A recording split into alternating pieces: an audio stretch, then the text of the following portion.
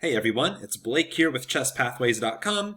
We're continuing on with our openings video series with the Slav Defense. The Slav Defense is a response to the Queens Gambit, so we have d4, d5, and c4. This is the Queens Gambit, and instead of accepting this gambit or declining with e6, in the Slav Defense, black is going to play c6 here, simply reinforcing this d5 pawn. Now, you might wonder, what's the advantage to reinforcing it with c6 as opposed to e6? Because if we play e6, like in the Queen's Gambit declined, at least this move opens up a line for a piece to develop, whereas c6 doesn't look like it really helps with our development. And this is true, that is one of the downsides of the Slav Defense, but there's two things this move really is trying to achieve. Number one, not only does it reinforce your pawn here on d5, but it also makes your threat to take on c4 more credible. That's because if you later take on c4, you can follow up with b5 and have a really solid pawn chain here supported by this c6 pawn.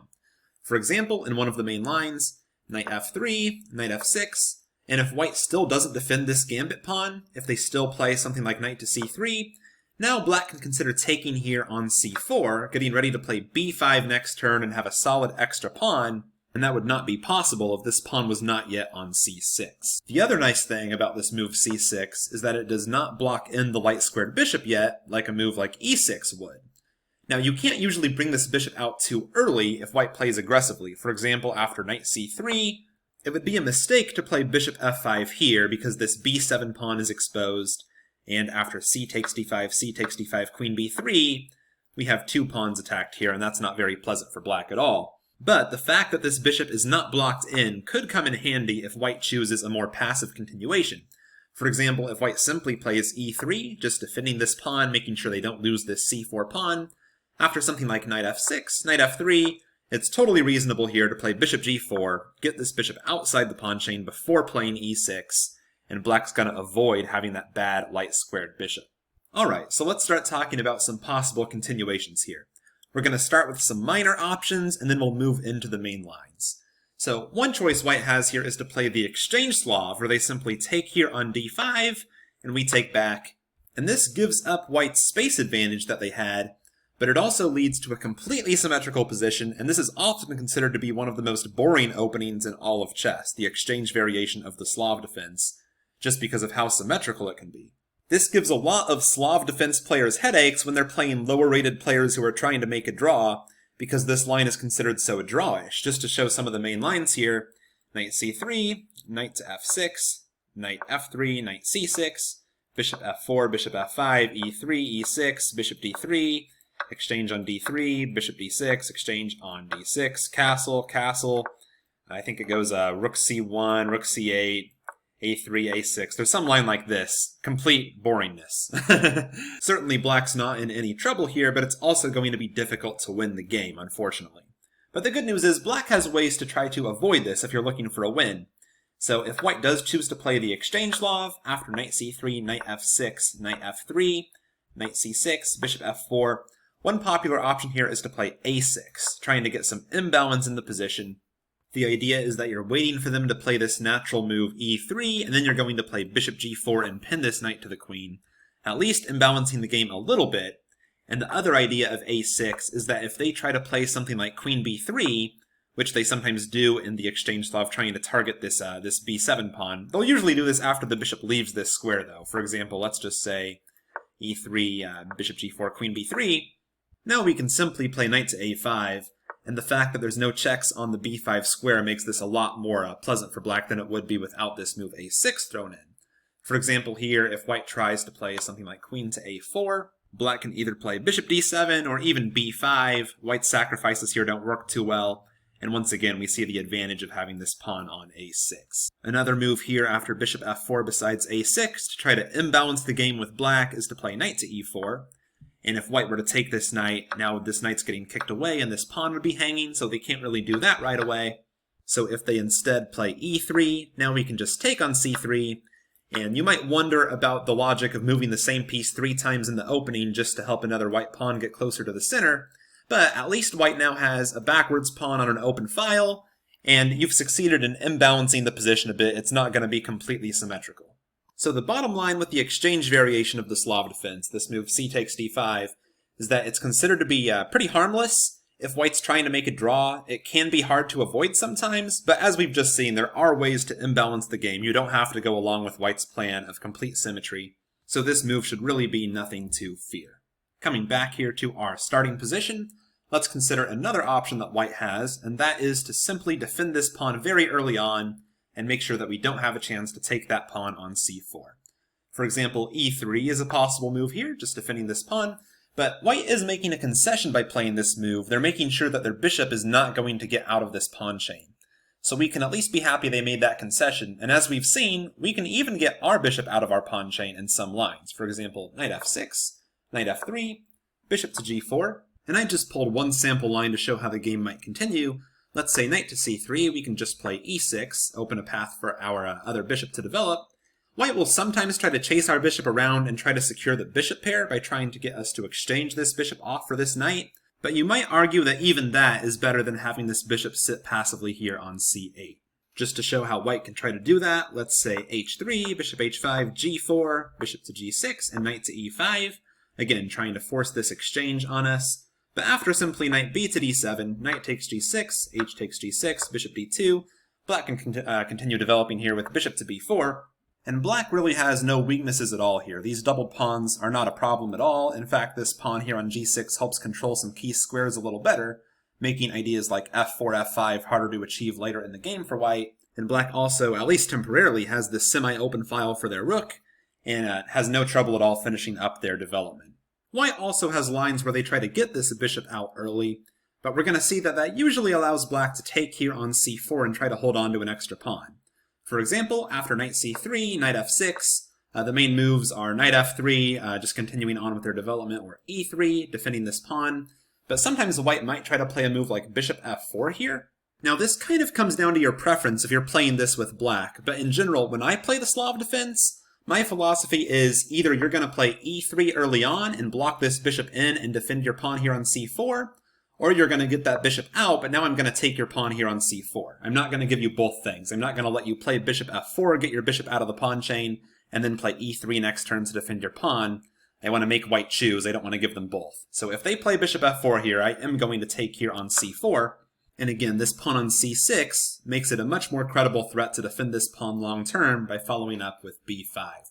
For example, after something like e4, we can play b5, and I don't think that white has good enough compensation here for a pawn. I'm usually happy to play this kind of position with black. Going back a couple moves after we take on c4, if white tries to stop us from playing b5 with a4 here, that's a common idea white can have, but now I feel like this bishop on f4 is kind of a target for us. I like to play this move knight d5 in this position, which attacks this bishop, and if white saves the bishop with bishop g3, now I get to play b5 anyways, because if this pawn takes here on b5, I'm simply going to exchange off this knight to make sure that white can't win a pawn here on b5. For example, after a takes b5, knight takes c3, and c takes b5, black maintains that extra pawn. You do have to be careful when you do this that you're not going to fall for the queen f3 trick, where your rook's actually trapped in the corner.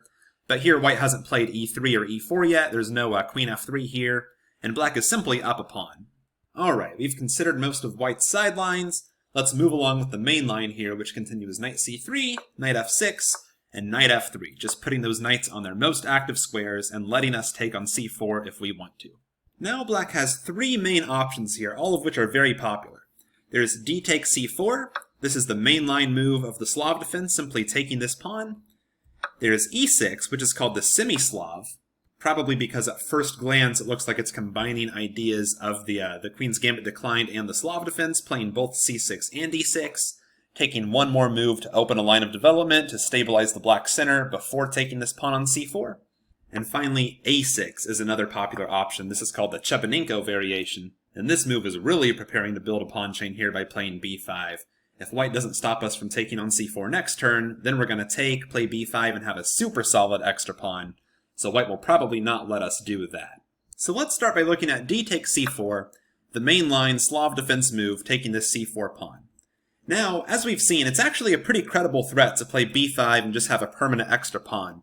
So white will usually stop us from doing this and play a4. And from white's perspective, if he can stop us from defending this pawn and simply move his e-pawn and take this pawn back with the bishop, then white has succeeded in kind of trading off our d-pawn for their c-pawn. They can play e4 later and have the full center, but they're having to make some concessions to do this. Playing a4 is definitely a concession.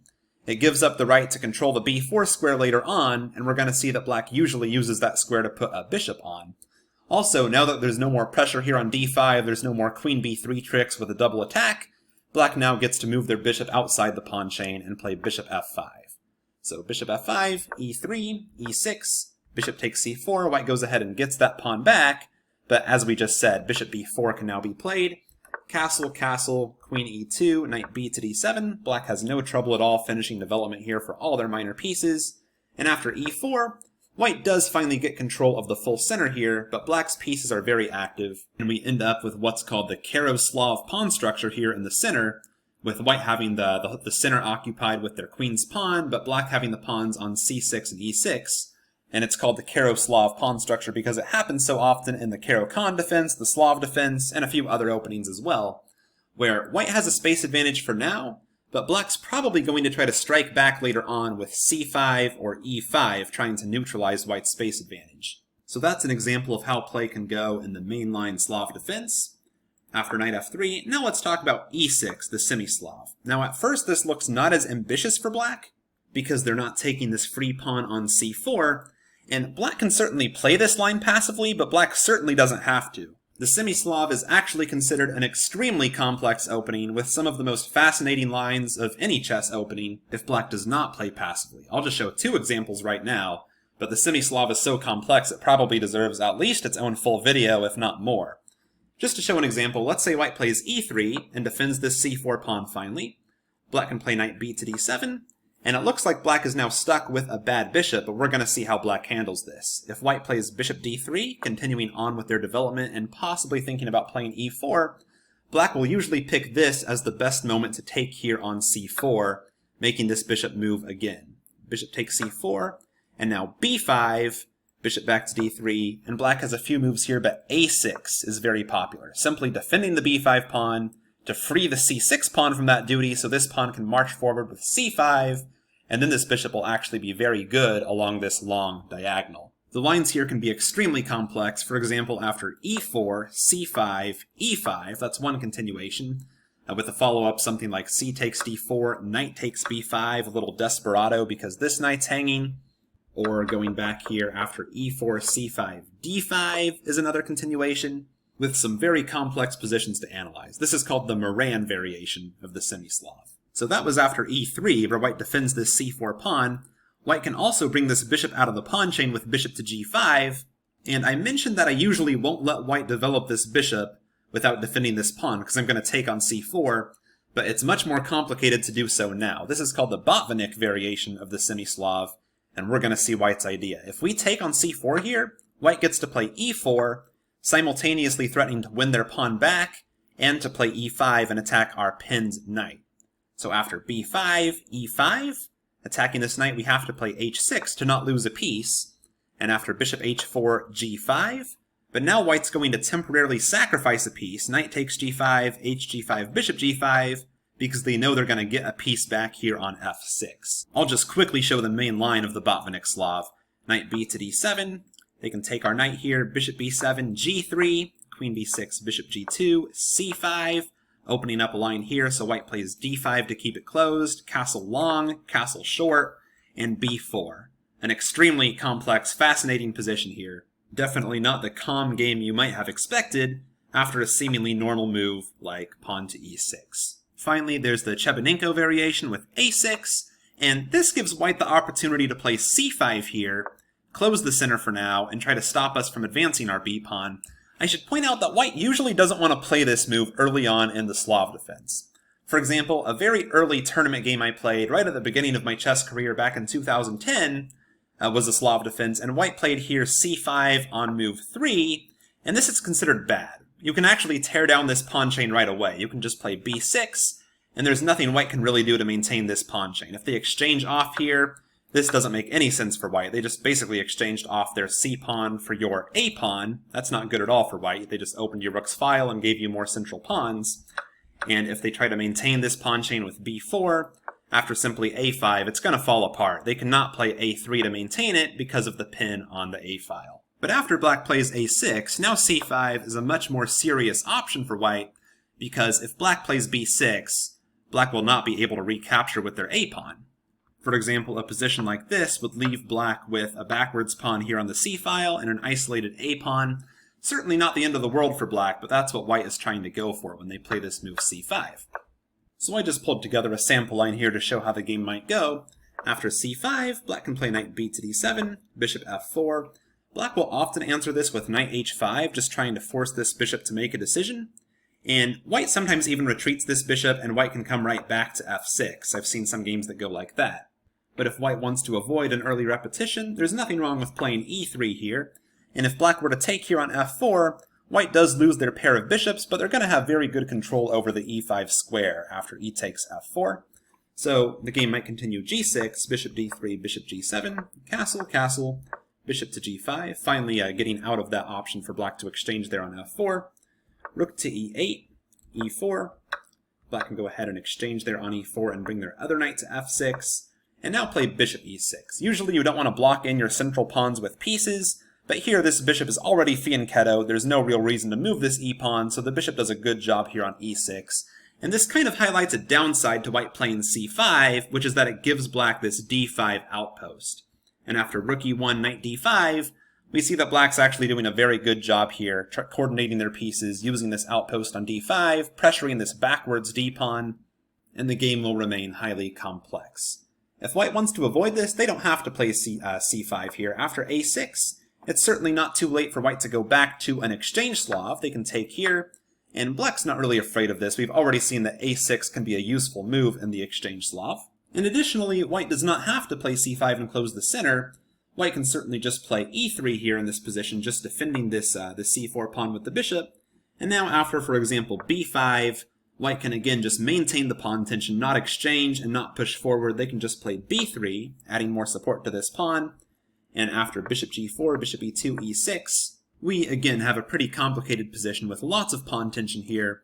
White might later decide to push forward, or white might decide to exchange there on d5 or b5. Black has the option to push forwards at some moment and kick this knight away. But black did succeed in getting this bishop out of the pawn chain, and they're not really going to have any trouble with their development. Thanks for watching, everyone. Please make sure you visit chesspathways.com and get signed up there. It only takes a couple seconds, and I will send you a free move-by-move guide to chess thinking when you do. So please let me help you become the best chess player you can be, and sign up at chesspathways.com. Thanks, and I'll see you there.